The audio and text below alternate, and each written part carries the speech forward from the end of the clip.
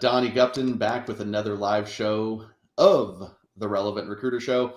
And today, for those of you that have paid a little bit of attention, we're doing a little bit different. Today, I'm going to sit in the guest seat, and my friend Tom here is going to be the host. So we're going to just transfer this host guest thing right now. Tom, the floor is yours, taking over the Relevant Recruiter Show today.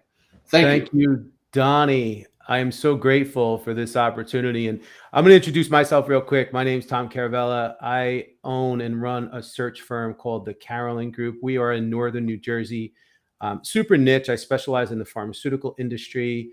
We specifically place medical science liaisons. They're called MSLs. And Donnie has been instrumental in my business as a marketing coach for us. And he actually came up with the idea of me doing a podcast, which I took him up on it. He helped me set the whole thing up. It's called MSL Talk. And I owe my success to that podcast to Donnie because he got me started on it. It's 2 years old. We have over 100 episodes. We have listeners in over 60 countries. And we have about over 160,000 unique downloads. So, Donnie, thank you for your guidance and for everything that you've done. But now I get to put you on the hot seat. So I'm going to handle this just like I handle my own podcast. Is that cool? Let's do it. I'm ready. Awesome. I think I'm ready. Well, what we're going to do is I'm going to talk to Donnie. I'm going to ask him a bunch of questions that I'm sure you guys would probably ask if you were in my situation. And then if anybody has any questions, just leave them to the end, or if you want to ask them and keep them streaming, and then we'll get to them towards the end of our conversation.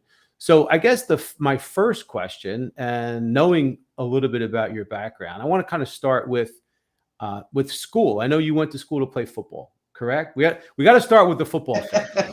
Got to start with the football thing. So yeah, I when I graduated high school, I went to a junior college for a couple of years, West Valley Junior College in California. At that time, I was still thinking about football, baseball. After playing my first season of football, I realized that I was going to have to commit and go all in if I wanted to achieve my dreams. And my first, real dream that I was after as a kid was playing Division I college football. And so after I went to West Valley, the opportunity to play at the University of Nevada presented itself, and the rest is history. And Reno has a special place in my heart for sure. So awesome. I love it. Yeah. So, but you played football in college, but you obviously went to college to get an education, right? So what were you planning on? What was your course of study, and what did you kind of think you wanted to do at the time? Yeah. So, I mean, definitely football was the focus for sure. And I think I was one of those athletes that I was just looking for whatever major. And honestly, I didn't have a clear vision of what I wanted when I was in college. And a part of me, because I was so sports and health focused, my minor's in kinesiology. So that actually for a couple of semesters was my major, was, kinesiology. And then I realized shoot, I didn't want to be an athletic trainer. I didn't want to be a PE teacher, I wanted to, I knew that wasn't it. And so communications was the closest thing to business that didn't require a bunch of math. And so communications it was. Now, what's funny about it, how it's all worked out, is it's like my job. All I do is teach people marketing, communications.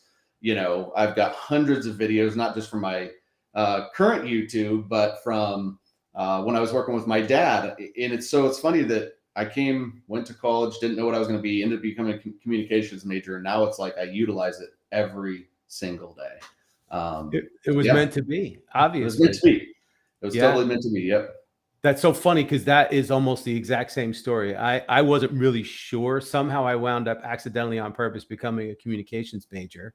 Right. Because everybody told me, well, you should get into sales. And there was no sales program at Rutgers. I wound up in communications. And, long story short, somehow I wound up where I am. But I want to ask you, so because I know that you worked for your dad for a while. So you get a communications degree. And did you go right into the family business? How did that work? Yeah. So when I was done playing football and then I graduated, I applied for what they call a graduate assistant position. And a graduate assistant is where you go and get your master's degree. And then you are essentially low man on the totem pole of the coaching staff. And so, but that's how you learn college football coaching. And football is a huge passion of mine. And so that was kind of the first opportunity I had applied. And I think if I would have stuck with that, I would have gotten that job, and who knows what that would have been now. But ultimately what happened is the GA, or the graduate assistant program, was suspended at Nevada. So I went back home, and my dad's like, hey, just come back here, work until you find out really what you're going to do. Well, that's where the whole, can of worms got opened up. So I also went back and started coaching football at the junior college I was playing at before. So I was kind of getting my fix there. I was enjoying that. But working with my dad, the only way I was going to be making more money for myself was if I was increasing his pocketbook, right? And so I just kind of immediately, right out of the gate, just become obsessed with like growing his business. Like, well, how do I grow this thing? And so I can put some money. So yeah, just came right out of college, kind of more just like, hey, here's your filler job. And then, then I started really committing to that industry. Once I kind of put the graduate assistant coaching kind of in the rearview mirror, realized I could have the best of both worlds. I really liked the entrepreneur thing. And then I like the coaching thing. Hey, I can do both here rather than being owned by a college football job. And so, that was really what got it started. And then, again, the passion to grow the business is really what took it to the next level. 2008 hits, right? So I graduated college, came home, 2005. So a couple years, got the feet wet. We started growing the business right away. And so we had just went from a 2,000 square foot little showroom warehouse to a 9,000 square foot showroom warehouse. Economy collapses. Oh boy. And back in that time, that's when the yellow pages were still relevant. And we had just signed up a couple months before for the top #1 listing in the yellow pages. It was thousands of dollars a month. I don't remember what it was, but it was expensive advertising for us as a small business at the time. And who's opening the yellow pages in the middle of a recession? Nobody. Right. And so, all of our budgets tied up. It's not like the yellow pages were being gracious and be like, oh yeah, no, get out of the contract. We were kind of left to fend and fight for our life. And that's when YouTube and social media started coming around. And so I just started doing everything that was effort based. And that's how I really, really got into this whole digital space, was just a survival mode with my dad's company. And so when I did the YouTube channel, I then turned it into an e-commerce flooring site because I was tired of other companies going out and selling flooring online. Can't beat them, join them. So yeah, there's how I got into it all. So necessity just brought you to this niche, really. Yep. It kind of happened accidentally on purpose again. Yep. Yeah. So, basically, yeah, the necessity to survive is what really got me going into digital. And this is when I was watching Gary Vaynerchuk before Gary Vaynerchuk was Gary Vaynerchuk. Gary V he had what's called Wine Library TV. That's what Gary V started. I don't know. Most people that know Gary V now don't even know that part of his background. He started Wine Library TV and grew his parents' wine business substantially, right? So I was like, fine, I'll just do it for flooring. And I started Flooring My Life TV. And I started doing flooring and product reviews. And then we started selling flooring nationwide. But really where it was impacting was our local flooring business. And really what, it wasn't like, oh, cool, these are good ideas. It was that we went from under $1 million in revenue, heading into the recession, coming out of the recession, we were a $6 million company. And it was through the digital. And people started coming in to the showroom. And then that's when they would come into our showroom like, oh, you're the guy from the videos. Oh, you're the guy from the videos. Oh, you're the guy from the videos. And what's funny is even 5 years after I was done working, the videos were still working for my dad.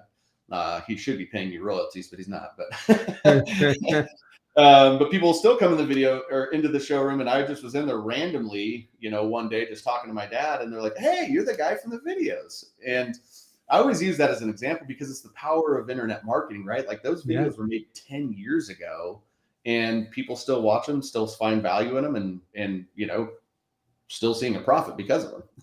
That's awesome. Yeah. So, well, that's an amazing story.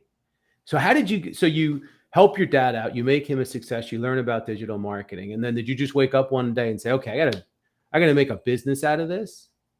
Yeah, well, it was a couple of things, honestly. My dad and I are good father and son. We grinded on each other in the business world. And it kind of got to the point for me is like, shoot, I wanted to wake up and be fired up to go golf with my dad rather than going like, shit, like I got to go golf with this guy. And I just spent all week at work with him. And I think, quite honestly, I felt like the flooring company was just keeping me small. There's only so much I was going to be able to grow there. And through passion and just, I had started working with coaches myself. And I'm like, wow, this is a really cool industry. I really like that. I've got this skill. Like, maybe go out and start my own coaching company. And, one thing about me, Tom, is if I just do, I find a way. I feel like that's always been one of my strengths.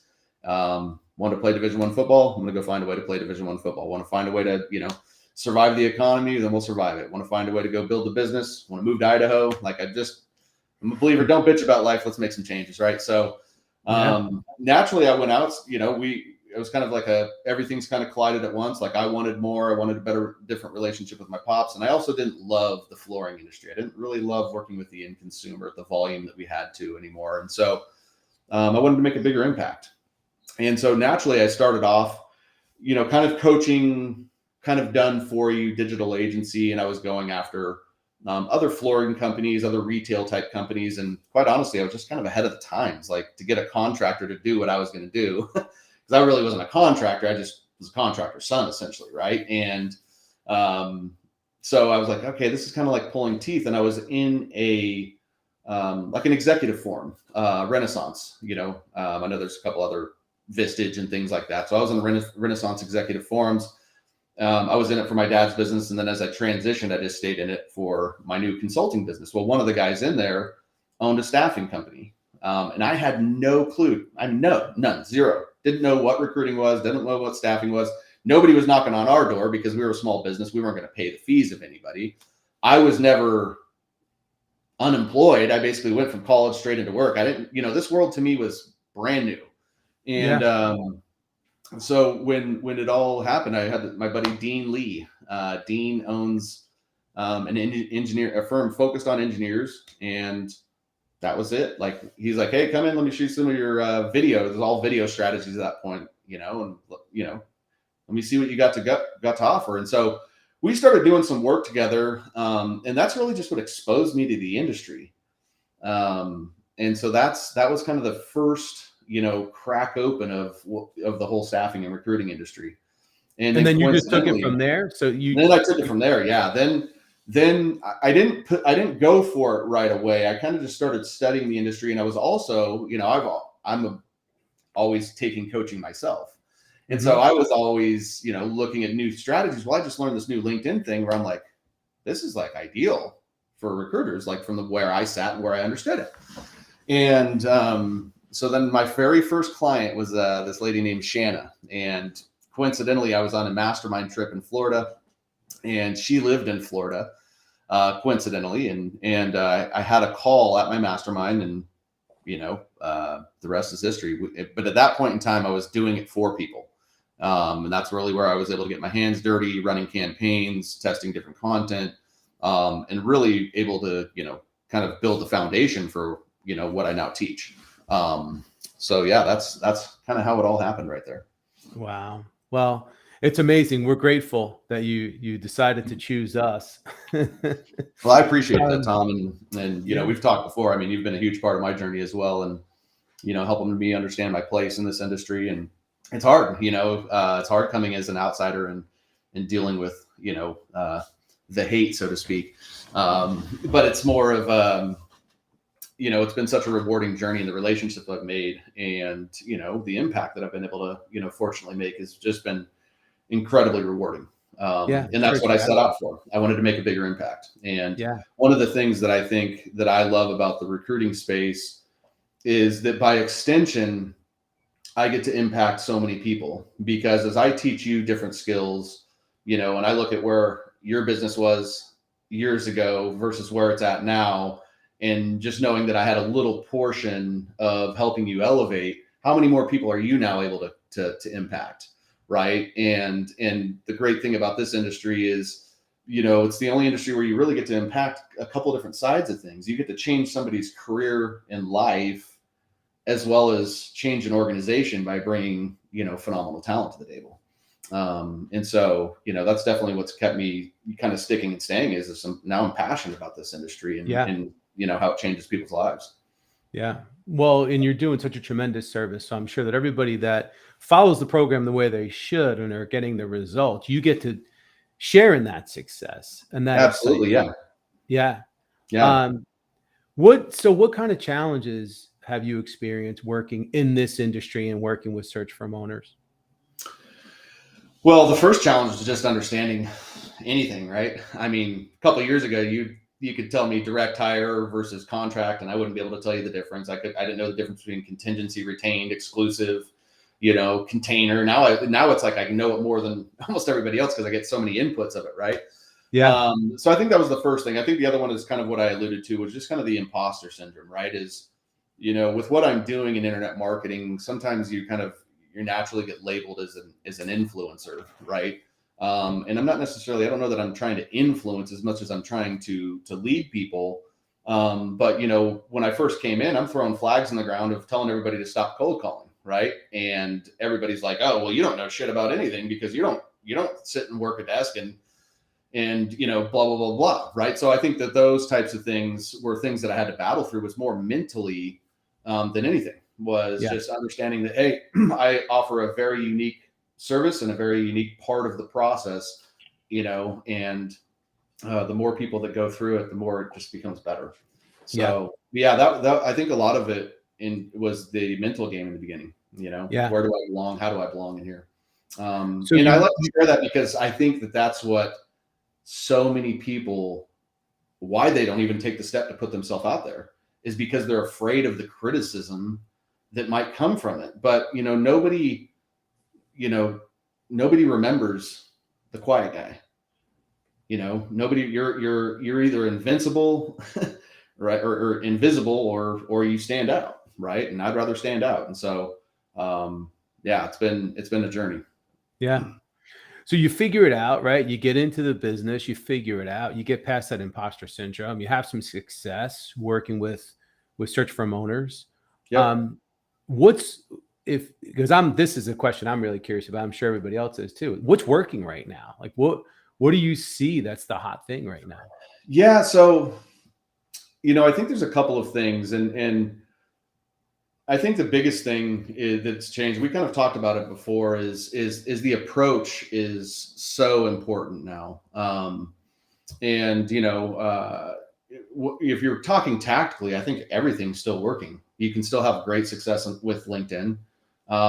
If you're not doing content, you can speak up on this behalf, but you're going to fall way behind. Consistent content is really where I think most of my clients see their best results, but that's the lagging kind of performance indicator, right? It takes a while to allow that to come in.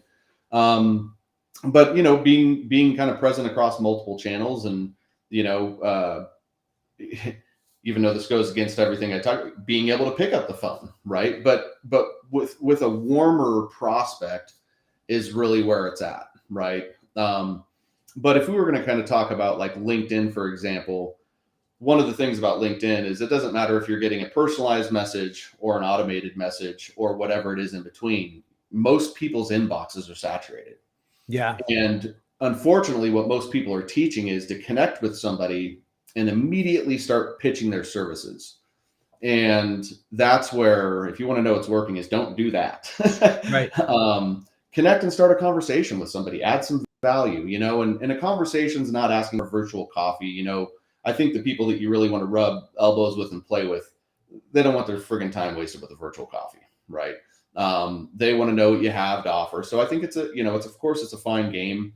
But I think if you're doing LinkedIn properly and you're able to, ask really thoughtful questions that are really relevant to your market, then I think you can start conversation. And I think that's where people miss it, is the whole idea with marketing is to start conversations. You finish the conversation where you always did, which is on the phone, right? But so many people are trying to basically do all of it in their message, and their message ends up falling on deaf ears. And the other thing that's, I think, crucially important right now is just having great follow-up. I think there needs to be manual phone call follow-up. And I think there needs to be individual email follow-up, but I think that's where campaigns come into play. is having some Right. things that are pre-built that are kind of working for you, so you can go do your day job, so you can go do the things that are really going to drive the revenue. But that's kind of what we're seeing is just having a different, more tactful approach. I'm a believer of, hey, if everyone's going right, I'm going to hang a left here, and that's how we can really stand out. And there's what's funny about marketing is we're all of us marketers are always trying to tell everybody what's wrong. And so you hear all these messages of like, oh, well, LinkedIn automation doesn't work. And it's like, well, it works for me. I have 10 to 15 qualified leads every single morning, for a specific offer that I have. Now, I'm not asking for a phone call. I don't ask for phone calls on any initial message, but, just using a very tasteful approach, people will still respond. Right. So I think it's just a matter of, ultimately finding what you believe in and then tweaking it and being willing to make it work. And I think that's where guys like yourself, and those that go through my program are really successful, is their overall personalities to stick and stay. Right. It's to make, I'm going to make this work. Right. And it's funny. You can see the people that come into my program and they know it's going to work, and it works. And then you can see the people that come into my program that's a little bit hesitant, and guess what? The hesitancy kind of follows in their results. And so again, it really does go back into mindset. Yeah, for sure. And there's a lot to unpack there. And just coming from sitting on my end of the seat, I think that number one, I totally agree that value-based content is the key, especially in this day and age. I think consistency is equally as important. And I think you have to get out of your comfort zone. One of the best things that I can say working with you is that you took me out of my comfort zone. You forced me to do things that, number one, I wasn't doing. And number two, I was really kind of struggling with. I think that there's a lot of overthinking that goes on with this. There's a lot of, right. Yeah. Do you feel like that? Because I'm like, is it just me, or everybody overthinks it? I would say the majority of people overthink it, and I think that it's a difference in terms of, guys like, yourself that have been in the industry for so long, been doing it for so long. I'm really teaching an old dog how to do new tricks. Right. And so a lot of what I see here is like, there's the desire to do it, but then there's like, well, I do it this way already, like, in truly making what I'd call a transformation into something different. Right. But when it comes to content and overthinking, welcome to the club. And almost everybody that I get into on a call to join the program, that's their biggest hesitation. And there's been plenty of times where I've used your story is like, hey, my buddy Tom, like when we first went through the program, you didn't get a video, right? And then now look at, you're on interviewing me live here on LinkedIn. You've got a podcast, and it's fun for me sitting where I know where we've been together, right? Like I know your journey so personally. That's when I'm talking about impact. It's like, wow, that's cool, right? Yeah. But yeah, I think that's the number one thing. And I actually wrote a post this morning that'll probably pop out tomorrow. And the post in general is more about just LinkedIn and success, nowadays, but it's criticism. People are afraid to be criticized. And social media gives a lot of people, a set of arms that they normally wouldn't have. It's like they'll willingly talk more shit than they wouldn't if you were face to face. And if we're really getting really deep here, Tom, I think that comes down to a different place of self-love, right? Like, and that's really where I've done a lot of inner work of like, hey, I'm going to post this. If you don't like it, genuinely, I don't give a shit. Yeah. And you can go ahead and move on. And I think the more people can kind of come from a place, and I know that's easier said than done, right? Yeah. But coming from a place of like, I'm here, and this is why I always tell people to operate from. I'm here. I'm coming to you from a place of goodwill, and I'm here to add value. If you don't like that, you can honestly kick rocks. Like, I do not care. And that's where it's also having a mindset of abundance, realizing that, hey, I can piss off 50 recruiters and there's another 50 there that like what I have to say, And I think the more people that understand, I feel like we're always in this world of so much like scarcity of like, oh, don't give my money away. And, oh, I don't want to share with my competition, or what if somebody else sees this? And there's so much out there to be had for all of us. And there's no perfect scenario. there's never going to be the perfect scenario. There's always an element of risk that you're going to take when you engage in a new relationship, you hire somebody, you post something. But I think that if you sit on the sidelines, you're just going to keep missing out. You got to get in the game and at least 100%. try something, right? Yep. You got to get in the game 100%. And I think, going back into like pissing somebody off, it's like, you can piss somebody off cold calling them. You can piss somebody off emailing them. You can piss somebody off sending them a text. You can piss somebody off sending them a personalized message on LinkedIn. And that's where I don't think people are like, look, pissing somebody off is more of a reflection of them, not you. Yeah. Right. Tom wakes up this morning, you get into an argument with your wife, I send you an email you don't like, and who are you going to take it out on? Right. It's your fault, man. Exactly. And so it's like when people are like, oh, well, I don't want to automate LinkedIn. I'm like, okay, cool. But you're willing to go find phone numbers anywhere and just call somebody, because to me, that's the most invasive thing you could do. Right. But it's just more of like what our experience is and what we've been programmed to think and teach, rather than, hey, look, I can make somebody mad no matter what I do. And that's I think that's a true that's kind of a true test of whether or not you're actually doing some of the right things. And the reason, what I'm saying is, I heard Grant Cardone one time. He's the 10X guy, real estate mogul. Yep. And he said that you won't know that you've truly made an impact until you start getting some haters. Right. Until you piss somebody off. Yep. Yeah, until you piss somebody off. You present and post consistent content. It doesn't matter how valuable it is. There's going to be somebody on the other end of it that's going to give you a hard time about something. I'll never forget, we came up with this great idea here. We did this Easter post, and it was a poll. What's your favorite Easter candy? Right? What's the harm in that? It was like, Peeps and chocolate bunnies and jelly beans. Jelly beans. Like, it was on a Sunday, right? It was, or maybe you did it on Saturday before, whatever. And someone came on there and they're like, this should be on Facebook. This is LinkedIn. How does this have anything to do with business and the professional world? I'm like, dude, lighten up, man. Yeah. The funny thing is, one of our most popular posts, like as far as holidays go, it got so much engagement. People loved it. So I'm using that to bring up a point that you have to be willing to put yourself out there and really disregard whatever negative might come of it, because you're going to get so much more positive. Absolutely. And usually, what I've noticed through time is that if anything negative, kind of comes my way, which, it's more in your head. It really doesn't come as much as you think it does. Right. But when it comes, it's usually, I don't have to worry about it as much as usually my audience takes care of it. Yeah, exactly. They battle for me. I don't need to go try to win the fight, But again, that comes into I don't need your validation on my post. And I think that's the challenge of the content game in general, is that we're a society that's kind of built off of validation, right? And you take a look at what I think of the negative impact of social media is your dopamine rush, right? Well, let me post this and let me go scurry back to my computer and see how many likes I've got, how many comments I have, how many viewers were there.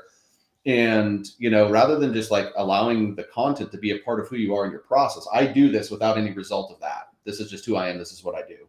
And that's how it helps me, is this is just what I do for my business. I'm not taking it personal, because I know there's things that I've written, spent tons of time on, that I think is going to go crush and goes out and falls on deaf ears. And then there's things that I'm like, shit, I need to get some content out, whip it up, post it, and it goes crazy. And so my point is what wins is the consistency. And some stuff hits home. Some things that you think are going to be great aren't. Some things that you think that are. And, like you said, you got to play the game. You just got to get out there and play. And that's where most people, you can't play it behind closed doors. You can't play it in your mind thinking about your posts. You have to go out there and post and then see what your market likes. What would you say? I'm sure there's people out there listening and they're probably like, Donnie, how often should I be posting content? Well, I think, if you were just focusing on the platform of LinkedIn, I would just recommend just show up at least 3 days a week. Show up on the busiest days, Tuesday, Wednesday, Thursday. If you're doing that to start, I think you're good. If you're just starting with one, then that's better than the none, right? Right. For me personally, I show up there, at least Monday through Friday. Yep. But we were talking about this before. I mean, I don't have a problem with content. I have a problem with what am I going to put out, not do I have enough, Right. and I think there's a balance, right? I also don't think you need to show up every day in order to have success. I think what you need to make sure most is that you're taking some time to write quality stuff, because even though at the end of the day, your market's going to decide what that is, your effort and you truly trying to build that skill, you can, and I've studied them all and I've used them all. You look at all these LinkedIn algorithm hacks. The bottom line, what wins on LinkedIn, you know what to beat the algorithm? Create good shit. And Yeah. people go with it, right? I mean, the other stuff helps, but really it comes down to like if you create quality content, people go with it. And every market's a little bit different. Now, kind of going back to like the whole likes and comments and things like that. It's like, think about your market, Tom. Like, do you really think that you're, the CEO or the leaders of an MSL department is going on LinkedIn and going to be the guy that's going to leave a bunch of thoughtful comments on your stuff? No. But is he the guy that's browsing it and watching it and seeing, going, oh, okay, there's Tom. Oh, and then he shows back up tomorrow and there's Tom. And then he takes a week off of LinkedIn. But guess what? Tom's still there. Shit, I'm hiring now. Oh, I'm going to call that guy Tom. Right. And so many people just don't. That's the basics of it, is that you're there, but you don't need the validation from the market for it to work. You'll start to notice it with people that call you. There's so many people, almost all of my clients, very few do I actually know before they get on the phone with me. It's not like they're the ones that are always engaging with my stuff or always liking my stuff. That's not always who become my clients. And so that's where, I think that there's just this distorted view of what content should be based off of, other influencers or based off of what our society is about now. And, it's like, hey, I'll take 10 views of my ideal prospects of 100,000 jumbled. Right. And so that's where people are like, oh, you want more views on LinkedIn? You got to do this. Like, views on LinkedIn don't mean shit to me. I want to know who is seeing them. Yeah. Like I said, I'll take 10 of most qualified rather than 100,000 of a bunch of random people, I mean, I could ramble on content all day long just because it's one of those things that's hard. You see, some person, and I got to watch how I'm going to frame this one here, but you see somebody out there with just like a meaningless post or a picture of them and their daughter at the first day of school, and then like it goes nuts, and you're like, gosh, like, man, they got 10,000 likes because they told a story about their daughter. But then, like, if you go back and you look at their profile, it's like they don't have shit else after that, right? But then you go take the time to really create some value and some thoughtful stuff, and it doesn't go as far in terms of, the algorithm. And that's just what LinkedIn's feed is designed to show people what they want to interact with. And people always interact with all the feel-good stories. And it's frustrating, quite honestly, being a content producer when you see these things that are, have minimal impact on anybody or life, and somebody sharing a story that's, I feel like everybody's got a mental health challenge on LinkedIn right now. Yeah. Oh yeah. And I'm not saying that like it's not real. I've done my own mental health things, and I know that's a very real thing. Yeah. But it almost seems like that's the most celebrated thing. It's like, oh, well, let me post about that. And then it just becomes frustrating. It's like, again, not saying that somebody shouldn't share their journey, but I think when you're outside watching it, that's what kind of frustrates people sometimes, is like, well, so-and-so just did something. They've got like 125,000 likes. And, it's like, and, what is it doing for the business bottom line? Right. Yeah, I know. I'm with you. And it's funny, getting back to what you were saying before, when you're consistent, you become relevant.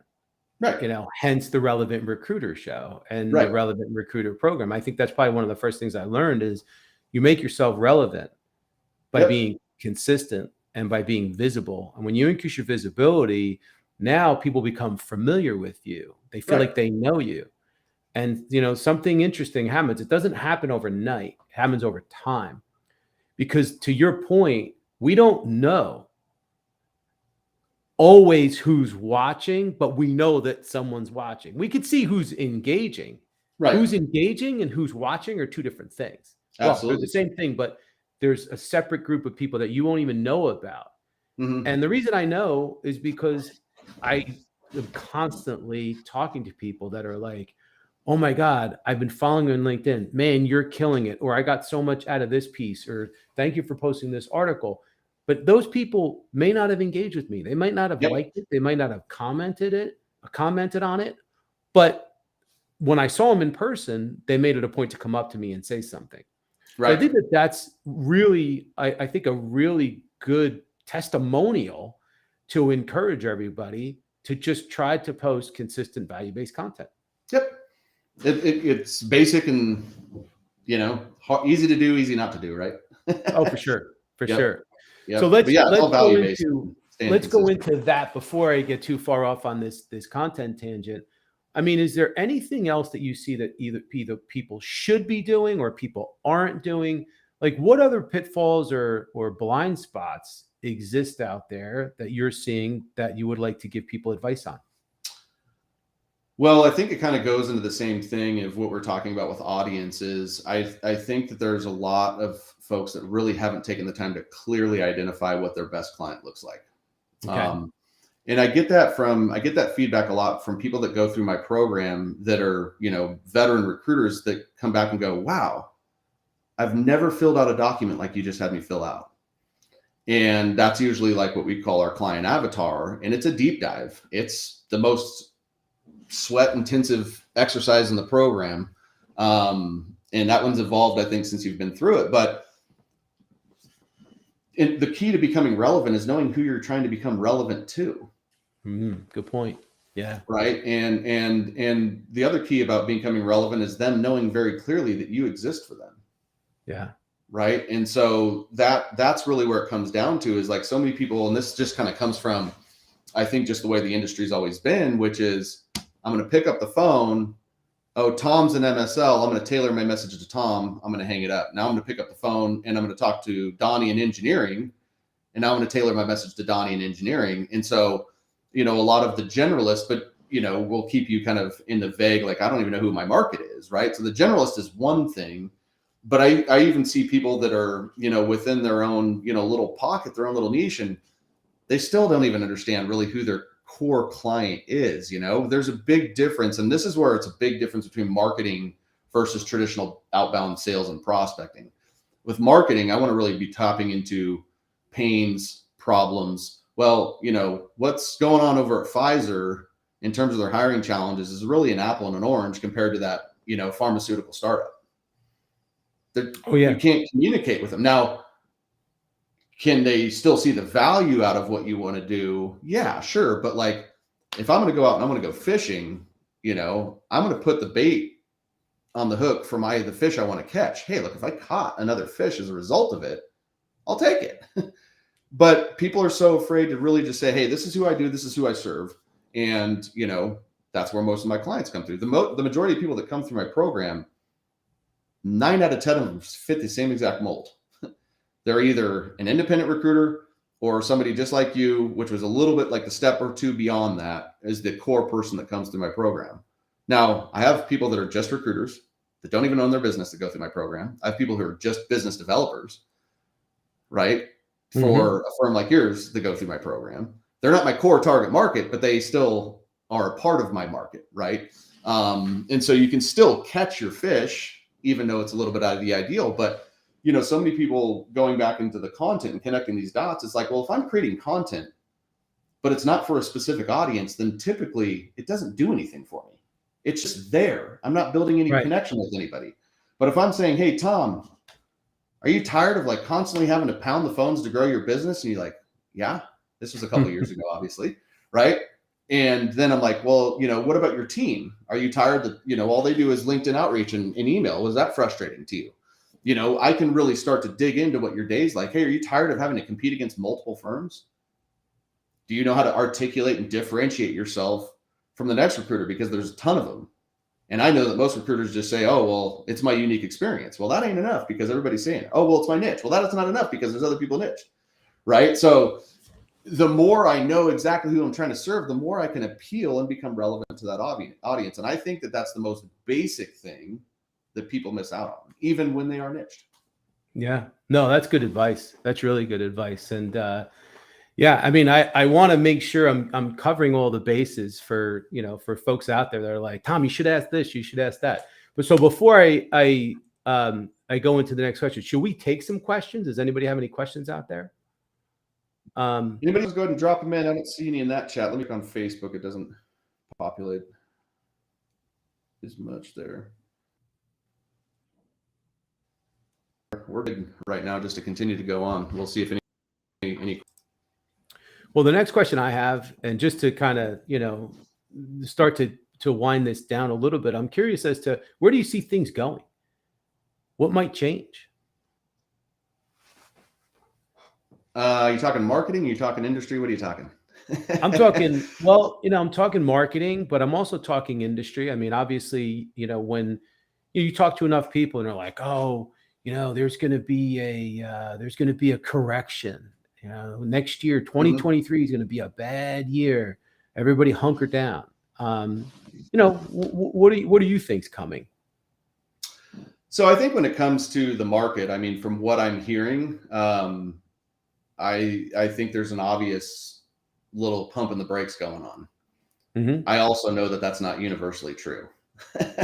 And I believe that people create their own economies is what I really believe. So I think that, what's coming, I think that there's got to be some sort of correction. I don't know if it's 12 months, 6 months, 18 months. I just think when you look at all the signs and indicators of what's happening in our country, there's got to be some correction. Now that correction is going to probably affect more markets than others. Right. But I don't think you can have, what we've had as a world over the last couple of years, the amount of spending happening from, our governments, the inflation, the gas prices, everything that we're really starting to see, I think are usually key indicators of something to come. Like 2 cents. Do I think who knows what the crash is? I'm not an economist, right? So, but I don't think it's going to be a doom and gloom thing. And I think there's always money to be made, right? Yeah. And just working with so many people, there are people that are humming along and there's no stop in sight. So I know that exists. I'm not making a universal statement, but I also noticed that, there's a little bit of a slowdown. And what I would honestly say about that, just being brutally honest, is it's usually the ones that are playing and have been playing the biggest for the longest aren't feeling it as much as those that are starting to play and trying to keep up that are feeling it. And I think that's, what happened in March, February of 2020, everybody was busy and it dropped off like a cliff on March 20th, March 2020, right? Boom, the whole world stops. And what I noticed at that point in time is how many recruiting firms were just resting on their laurels. Yeah. Everybody. I was as busy as I've ever been in the middle of the pandemic because nobody had systems in place. Nobody had processes in place. And everything was always, oh, well, I'm too busy to get to that right now. Right. And here I am the whole time trying to sell them a wheel as they're trying to, roll out a cart with a square wheel. I got an analogy I could share with that. One of my clients shared. It's pretty good. But, I think that's where my biggest piece of advice right now would be like, if you don't have a system in place to do the lifeblood of any business is the ability to get clients. You can get candidates, I'm not saying candidates are obviously very hard to come by right now. But if you don't have the opportunities, there's no money to be made anyways. Right. And I think right now is the time, if you don't have a system, is like double down on a system, get something going that you can start working on and kind of building up. Because I think it's those that are the loudest that will survive. It's for sure. Yeah. I think there's a blessing and a curse, right? The market corrects. Yep.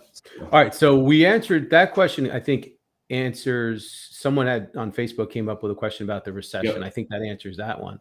In terms of content, should it be relevant to the industry or just posting something 3 to 5 times a week? Yeah, that's a really good question. So I've really started working on my content and explaining it. And I've kind of been putting them into 3 buckets. One is the personal bucket. The second would be kind of what I would call your authority / value bucket. And then the third bucket is your proof bucket, your social proof bucket. So, you don't always need to be, not every post needs to be relevant to your industry, right? I would say you want most of your posts when you're trying to add value and add thought leadership, 100% needs to be relevant to your industry. If you read my content, I'm always calling out recruiters, search firm owners. I'm talking to my industry. I'm talking to my market. So when I'm hashtagging for things that people in my industry will follow, which is naturally going to shrink my reach. I'm not using the biggest hashtags because I'm not trying to get that big of a reach, right? So anything that's value-based should be 100% relevant to your industry. Your personal posts, I think, should always have a tie-in back into your industry, right? And I think there's a really kind of sweet spot where I personally think you should be sharing your personal life on LinkedIn because it's a branding place. Who gets to say? There's not a rule book out there that gets to say that anybody has that says don't post personal. Well, my belief is that people buy people, and one of the things that you're going to buy about me is who I am as a person. And so if I'm sharing with you the type of father I am, the type of husband I am, the type of friend that I am, the type of things that I enjoy in life, you're going to connect with me more. That's what we're doing with content. We're trying to connect with people. That's why personal needs to be a part of the flavor. And then the proof part is, hey, Tom, you said you're really good at MSLs. I've seen all your nice value-based content, but of course you would say you're good. And I'm going to go ahead and say, hey, just take a listen to these people, right? And that's where being able to share your testimonials, share your open job openings, not from a place of like, hey, I'm going to share this open job as like a job advert. Like, I hope I get a really qualified candidate. No, it's a part of my branding. I told you I'm good at MSLs. By the way, I've got these openings here. By the way, listen to what this candidate had to say. Listen to what this client had to say. Those 3 buckets you can dominate with. Awesome. Someone asked, do you still use and recommend Ulink, or you recommend something else? Ulink's still the tool I use. It's the bread and butter. It's basic. It's good. There's plenty of other tools out there. But Ulink is the one that I use. I love the functionality of it. Once you understand how to use it, I think it's probably one of the easiest to use tools out there. And it operates in the cloud, which is very important for the safety of the profile. So I think it's a really good tool to use. There's plenty of other ones out there, but you got to watch 2 things I would say. One, where are they operating? If it's any tool you're going to use out of a Google Chrome extension, you're going to get your hand slapped by LinkedIn. It's just a matter of time. Duck Soup, things like that. Those things are, destined. It's only a matter of time before LinkedIn knows. They know about all of those. And then the other thing is, how streamlined is the tool really? There's a lot of tools that claim to be fully automated where you have to automate, but then you have to put these people into this campaign. And Ulink is a streamlined thing. So got you. Last question. Can either of you talk about setting up podcasts? That's a loaded question. yeah, it is. Yeah, it is. I mean, the podcast, it depends on what you're utilizing it for. But just I'm just going to use this kind of an explanation on the way that Tom and I utilize them, which is your podcast really just be an extension of your brand. Your podcast should be really geared towards your core market. And then, it gives you the ability to start interviewing both clients and candidates in your market and really build your reputation. So that's kind of the very, very basics of the podcast. There's a lot of really great, benefits that can come from that. Tom, you've experienced them obviously with, it greatly builds your authority. You can turn podcast guests into clients. That's not something that I say that you should be your objective, just very clearly, but it's a nice, easy, organic way to engage with your market without having to sell them. So yeah, I mean, to get started on a podcast, I can personally help you, but that's kind of some of the high level tips. Got you. All right, man. Well, I think that's pretty much it. Why don't we wrap it up from here? Thank you for giving me this opportunity. I hope I was able to fill in for your spot. And you did awesome. They might fire me now. So this was a great opportunity and great experience. Thank you, Donnie, and thank you for your friendship. Thank you for your coaching and everything you've done for me. And I wish you all the best. Yeah, right back at you, Tom. I mean, I know you just took a good hour out of your day to come support me and be a part of this. And I appreciate you taking me up on it and showing up as a professional as you always do. And like I've said, many times you've been just as impactful on my journey as I have been on yours. So thank you again for taking the time. Awesome, buddy. Good luck, Folks, everybody. We'll see you all next week in another show. Feel free to reach out. Ask any other questions that we didn't get to here. Really enjoyed my time, and hopefully you guys got to know a little bit more about Donnie. Thanks again, Tom.